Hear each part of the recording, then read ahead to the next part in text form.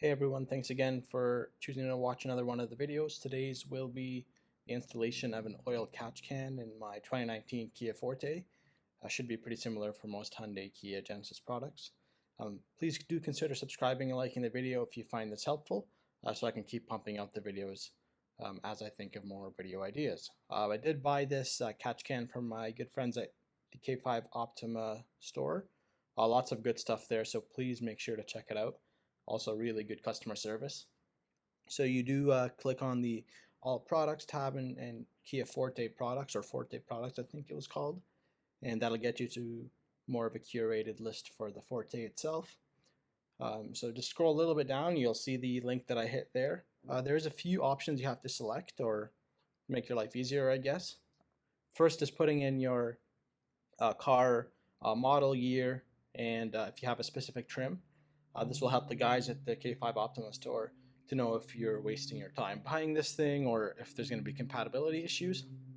They ship to Canada, of course, which works perfect for me. It does add a little bit of a cost, but that's not a problem. Right here you see the actual color selector. There's a whole host of different colors. I chose red. It looks really good. You can choose to get a built-in sort of like a mount, I guess, but that's only for the certain models of the Optima and the Hyundai Sonata. So don't get that if you have the Forte, unless maybe you can fashion that actual mount to fit your car. Now, one of the biggest downfalls to actually getting an oil catch can, from what I've heard, is finding a place to mount it in the engine, or in the engine bay, that is. There's a lot of different areas you can put it in, but for the Forte and the Elantra, which are pretty similar in terms of engine layout, this little bolt that you see here, that's one of the ones that hold the air filter intake box. That's where I'm going to be choosing to actually mount my bracket that I fashioned. It does use a 10mm bolt that'll pull it right out. You can see my L-shaped aluminum bracket that I went and bought from my hardware store. I just, of course, folded it and drilled the holes in for the actual mount that'll hold the catch can that you see here. It's a pretty good spot. It's pretty much the only spot I could find, to be honest. That'll be close to the PCV valves, as well as not really rubbing any other part of the car or cause me any issues down the line if I want to actually empty the canister itself. So I just popped the engine cover off. It's pretty easy. It has 4 little corners that you just, with a little bit of force, pop right out. And here I'm just getting ready to actually get the screws that'll hold the actual oil catch can onto the mount. They're 2 smaller screws. They use like an Allen key. So if you have just your basic Allen key set, you should be good for that. Now remember, it does seem like it's taken me a long time to put them in, but it is harder to kind of hold everything in place and use this little Allen key, I guess, that I have. It was the only one that I had on me. But once it is secured, I had to make sure that there wasn't any sort of rubbing that was happening on any of the hoses or anything like that.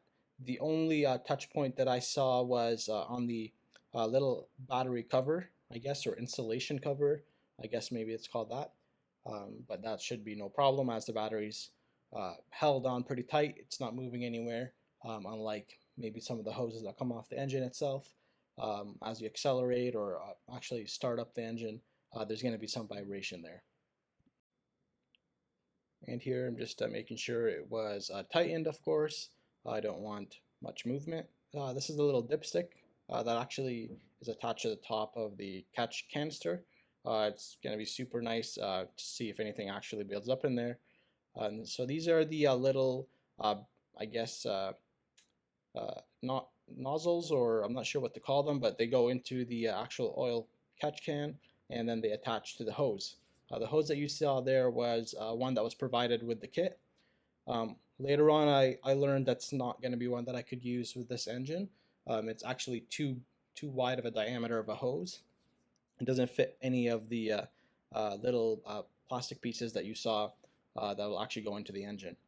So what I had to do was I installed those 2 that you saw me screw in there. I ended up having to take them off and put the smaller size ones that came with the kit.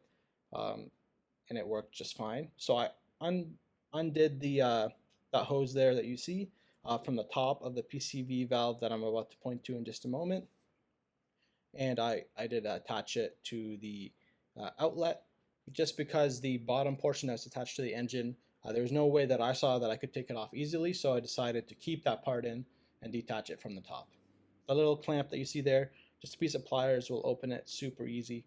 And now I'm going ahead and attaching the smaller size plastic piece that screws in. That's just a fuel line. You can get it at any auto parts store. I guess they're pretty expensive, just a few bucks. And then I fed it underneath some of the other engine components, and it actually fit just right. So that top part there, that's the PCV valve. I just wanted to make sure that everything looks great. Of course, I'm going to need some hose clamps that'll hold everything in place in just a moment, but this is just sort of like a test run to make sure everything looks good. So I just pop it back out. In preparation for the hose clamps, I'm just going to put them in all from the one side. There's 2 that are needed. I had to go buy some from the hardware store, of course, only because the ones that came with the kit were designed for the bigger hose. This is just a slightly smaller hose that I went and bought myself. So there's the hose clamp that you see there. Of course, in the previous shot there, you saw me making sure that everything was nice and tight. And then I fed it through and hosed it, or hose clamped it to the top of the PCB valve there, and everything looks good. There's the nice dipstick. That's going to be super helpful. I don't foresee the catch canister really being too full, but it's good to have. And there's the other end of the fuel line there. So actually it turned out pretty good in my opinion. Everything fed through really nicely. There's nothing that was forced, of course.